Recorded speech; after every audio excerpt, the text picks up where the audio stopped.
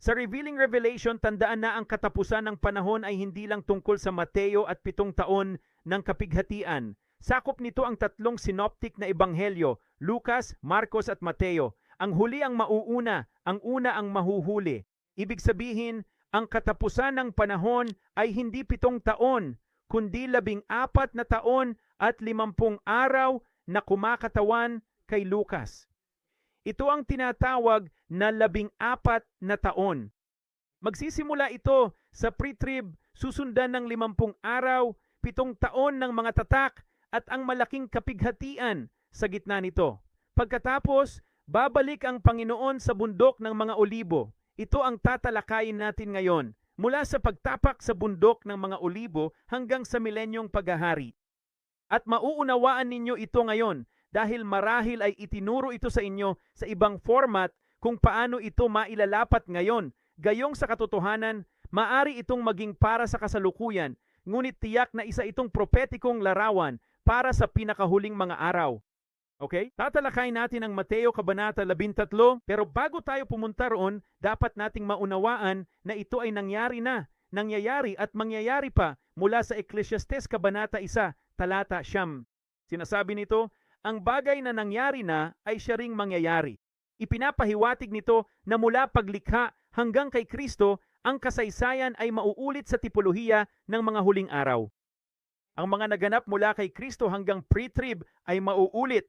Uulitin ko, napakahalaga ng mga huling araw na tiyak na mangyayari. Okay? Walang bago sa ilalim ng araw. Ipinapakita ko ito dahil malamang na itinuro na sa inyo ang talinghaga ng trigo at mga damo mula sa Mateo Kabanata 13.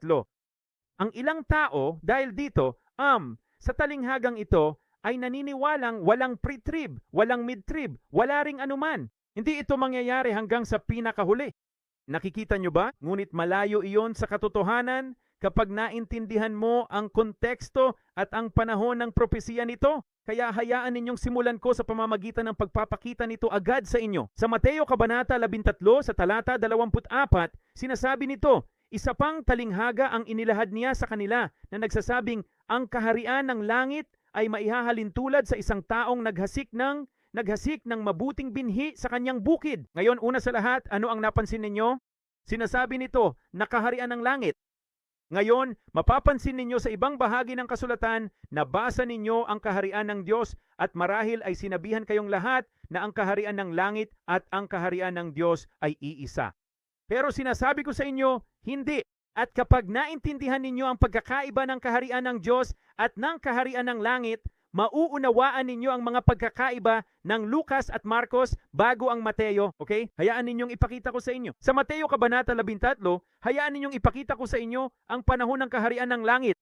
Sa Mateo Kabanata 13, nang kaunti lang ang nauna, nasa talata 14 ito. Sinasabi nito, at sa kanila ay natutupad ang propesya ni Isayas na nagsasabing, sa pakikinig, hindi sila makakarinig. Paumanhin, sa pakikinig kayo ay makakarinig at hindi makakaunawa, at sa pagtingin kayo ay makakakita at hindi makakapansin. Sapagkat ang puso ng bayang ito ay naging mapurol at ang kanilang mga tainga ay mahina ang pandinig at ang kanilang mga mata ay ipinikit nila, baka sakaling makakita sila ng kanilang mga mata at makarinig ng kanilang mga tainga at makauunawa ng kanilang puso at magbalik loob at pagalingin ko sila. Grabe! Ibig sabihin nito, may isang grupo ng mga tao na binulag at pinapupurol ang pangunawa ng Panginoong Diyos sa kung ano ang nangyayari. Dahil kung hindi, baka nakilala nila ito at napagaling. Sino ang mga taong iyon? Sila ang mga Hudyo. Nasa Mateo lang ito at wala sa Marcos o Lucas dahil sa propesya. Ang pagkakaiba sa mga synoptic gospel ay hindi kontradiksyon o perspektibo lang, kundi tungkol sa propesya. Kapag naintindihan mo ito, malalaman mo kung bakit nakasulat ang mga ito sa ganoong paraan. Alam nyo, hayaan ninyong ipakita ko sa inyo ang isang bagay tungkol sa kaharian ng Diyos na isinulat sa Mateo dahil iilang beses lang itong nabanggit sa Mateo pero hindi ito kailanman nauugnay sa kanila. Tingnan natin, hayaan ninyong ipakita ko sa inyo ang sinasabi nito. Sa Mateo 21, talata 43. Kaya nga, sinasabi ko sa inyo, ang kaharian ng Diyos ay kukunin sa inyo at ibibigay sa isang bansang nagbubunga nito. Nakikita nyo ba yon? Ang kaharian ng Diyos ay kinuha na mula sa kanila. At nga pala, nahulaan nyo, ito ay nakasulat lamang sa Ebanghelyo ni Mateo. Ipakikita ko sa inyo ang kaharian ng Diyos. Gaya ng sa Ebanghelyo ni Mateo, makikita nyo rin ito mismo rito. Yung mga patutot ay mauunang pumasok kaysa sa inyo, at pagkatapos ay ang kaharian ng Diyos. Kaya ang huling beses na ginamit ito, ang kaharian ng Diyos sa Mateo, ay para sabihing kinuha na ito mula sa kanila. Pero pagpunta mo sa Marcos, laganap ito kahit saan. Sapagkat ang kaharian ng Diyos ay nasa loob. Kung pupunta ka sa Ebanghelyo ni Lucas, laganap ito kahit saan. Talagang nasa lahat ng dako ito. At alam nyo ba kung bakit? Dahil ang pre-trib at mid-trib ay patungo sa kaharian ng Diyos. Ang post-trib sa pagbabalik ng Panginoon, paglapag ng mga paa sa bundok ng mga olibo, ay magtatatag ng kaharian ng langit sa lupa na siyang ipinangakong milenyong paghahari para sa mga Hudyo. Tingnan ang kaharian ng langit na ito. Hindi ko alam kung nakita mo na ito dati, pero kung itatype mo ang kaharian ng langit, dahil kakatitingin lang natin sa kaharian ng Diyos at nakita natin na kinuha ito mula sa kanila. Ngayon, tingnan ang salitang kaharian ng langit o ang pariralang kaharian ng langit. Mateo, Mateo, Mateo, Mateo, Mateo, Mateo, Mateo, Mateo, Mateo, Mateo, Mateo. Lahat ng ito ay para sa Ebanghelyo ni Mateo at sa labas ng Ebanghelyo ni Mateo, hindi ito ginagamit kahit saan pa. Nakikita mo ba yon? Dahil ang kaharian ng langit ay ang ipinangakong milenyong paghahari ng langit sa lupa para sa mga Hudyo. Iyon ang kahulugan nito. Nakikita mo, ito ang tinutukoy niya sa Isaias sa Mateo 13, di ba? Sabi niya, sino ang aking susuguin? Sabi niya, isugo mo ako. Ito ay mula sa Isaias 6.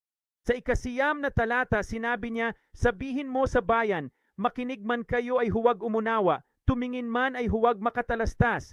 Patabain mo ang puso nila, pabigatin ang tainga at ipikit ang mga mata. Baka sila'y makakita, makarinig, at umunawa at magbalik loob. Tanong ko, Panginoon, hanggang kailan?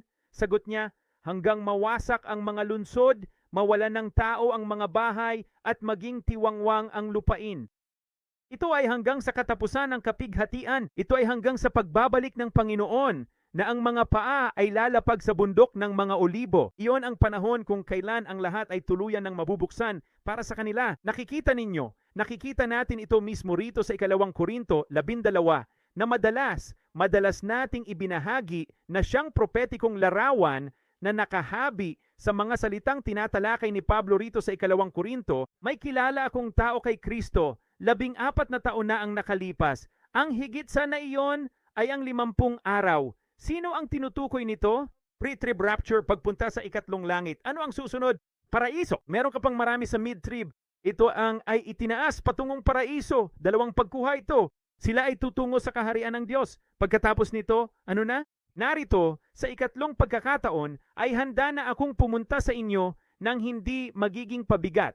Iyon ang propetikong sinasabi. Hindi na ako magdadala ng higit pang kapighatian o anumang bagay na magpapahirap sa inyo. Binulag kayo para sa mundo upang sila ay maipasok.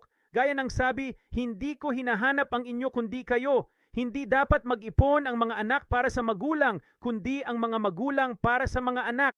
Ito ay dahil ang mga Hudyo ay nakakaalam na sa loob ng libu-libong taon, ngunit ang mundo ng mga Gentil at iba pa na naidugtong ay hindi. At ito na ngayon ang pagdating niya, dumarating na siya. Ito ang pagbabalik ng Panginoon kung saan tatapak ang kanyang mga paa sa bundok ng mga olibo at mananatili siya rito hanggang sa katapusan ng mundo. Nakikita niyo ba yon? Sa Ebanghelyo lang ni Mateo ito mababasa. Sinasabi sa diskurso, ano ang tanda ng iyong pagdating at ng katapusan ng mundo? Ang salitang pagdating, na ibahagi na namin ito ng maraming beses. Ito ang salitang Griego na 3952. Ginamit ito ng 4 na beses sa mga ebanghelyo at ang lahat ng 4 na beses ay matatagpuan lamang sa Mateo 24 dahil ito ay tungkol sa literal na pagdating, ang aktwal na pagbabalik ng anak ng tao kung saan tatapak ang kanyang mga paa. At pagkatapos, ano ang sinasabi nito? Katapusan ng mundo. Sa ebanghelyo lang ni Mateo ginamit ang terminong iyan. Ipakikita ko sa inyo sandali, pero tandaan ninyo ang ating paksa. Pinag-uusapan natin ang tungkol sa trigo at mga damo. Kaya tara, pasukin natin ang kwentong ito at alamin kung saan ito nagaganap. Ngayon ay nakita na ninyo na ang kaharian ng langit ay tungkol sa milenyong paghahari. Kaya ito ay mula sa pagbabalik ng Panginoon at magpapatuloy hanggang sa katapusan ng mundo.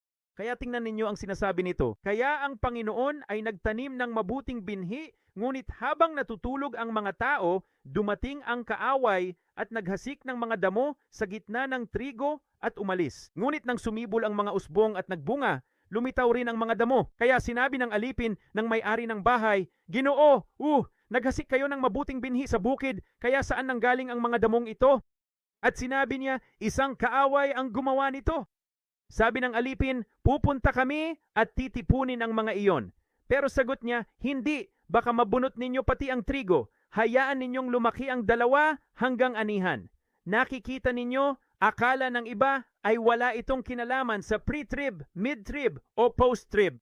Hindi ito aabot sa pagbabalik ng Panginoon o sa katapusan ng 1,000 taon. Hindi totoo yan. Tapos na ang pre-trib, mid-trib at post-trib. Nangyari na ang mga ito sa pagtatapos ng 1,000 taon. Baka itanong ninyo, paano ito posible? Ibig sabihin, may mga tao pa rin kakampi ni Satanas sa gitna ng paghahari ng 1,000 taon. Tama iyon. Makinig kayo sa sinasabi nito. Sinasabi nito, at sa panahon ng anihan, sasabihin ko sa mga ani, tipunin ninyo muna ang mga damo at itali ang mga ito sa mga bigkis upang sunugin. Ngunit ang trigo, tipunin ninyo sa kamalig. Okay? At ang tinutukoy niya ay ang panahon ng kaharian ng langit. Kaya ano ang nangyari? Paano? Sino ang kaaway na ito sa propetikong mga huling araw? Sino ang kaaway na nakapaghasik ng mga damo sa trigo na mananatili pa rin doon sa panahon ng paghahari ng 1,000 taon? Ito ay si Satanas mismo. Alam niyo, sa pahayag 12, alam natin na sa kalagitnaan ng mga trompeta, sa panahon ng ika-5 trompeta, kapag natalo na ni Michael at ng kanyang mga anghel si Satanas at ang kanyang mga anghel, sila ay itatapon sa lupa, literal na itatapon sa lupa, at alam niyang maikli na lamang ang kanyang panahon. Tandaan, sa puntong ito, 10.5 taon na ng kapighatian ang naganap. May 3.5 taon na lang na natitira hanggang sa katapusan ng 14 na taon, kung saan si Satanas, kasama ang hayop at ang bulaang propeta, ay magkakaroon ng 2.5 taon. Ang hayop ay babalik mula sa hukay. Ang bulaang propeta ay babalik mula sa kanyang kung saan man siya nagtago. At ngayon, si Satanas ay narito na dahil nabuksan na ang hukay. Maghahasik sila ng lagim sa mundo sa loob ng susunod na 2.5 taon hanggang sa muli itong mawasak. Ang mga tao sa Israel ay mapapahamak, ang lupain ay mapupuksa, at silang lahat ay muling tumakas. Nakikita nyo, ito ang panahon kung kailan magaganap ang paghahasik ng kaaway. Yun ang tinutukoy nito. Yun ang magiging paghahasik na iyon. Ang tanda kung ano ang mangyayari. Si Satanas ay narito na sa loob ng 2.5 taon. Sa pagtatapos ng pahayag 19, darating ang Panginoon. Ito ang pagyapak sa mga ubas. At pagkatapos, ano ang mangyayari? Si Satanas ay igagapos sa loob ng 1,000 taon. Makinig kayo sa susunod na mangyayari. Ayon sa pahayag 20:7, pagkatapos ng 1,000 taon, kakalagan si Satanas mula sa bilangguan. Lalabas siya upang dayain ang mga bansa sa 4 na sulok ng mundo, ang Gog at Magog, at tipunin sila sa digmaan na ang bilang ay gaya ng buhangin sa dagat. Naisip mo ba kung paano makakalaya si Satanas pagkatapos ng milenyo at makukumbinsi ang napakaraming tao na kumontra sa Panginoong naghahari sa kanila sa loob ng 1,000 taon? Ito ay dahil itinanim niya ang mga damong iyon noong panahon ng kapighatian sa ikalawang kalahati ng mga trompeta bago matapos ang 14 na taon. Nakikita ninyo, nakukuha natin ang revelasyon at naipapaliwanag ito para sa atin sa natitirang bahagi ng Mateo 13. Tingnan mo ang sinasabi nito. Talata 37. Ang naghahasik ng mabuting binhi ay ang anak. Tama? Ang anak ng tao. Ang naghasik ng masamang binhi ay ang masama. Ang kaaway na naghasik sa kanila ay ang dyablo. Ang ani ay ang katapusan ng mundo. Nakikita mo? Kaya sa katapusan ng mundo na siyang katapusan ng paghaharing 1,000 taon, ipapapulot niya sa kanyang mga anghel ang mga panirang damo at susunugin ang mga ito at titipunin ang lahat ng mabuting trigo sa kamalig. Sinasabi nito sa atin dito mismo kung kailan ito mangyayari. At nagkataon lang na ang Mateo Kabanata 12 ang tanging lugar at sa Kabanata 24. Sa lahat ng mga ebanghelyo, matatagpuan lamang ito sa Mateo 12, 24 at 28 na nagsasabing hanggang sa katapusan ng mundo. Dalangin ko na maging pagpapala ito sa inyo. Paalam muna,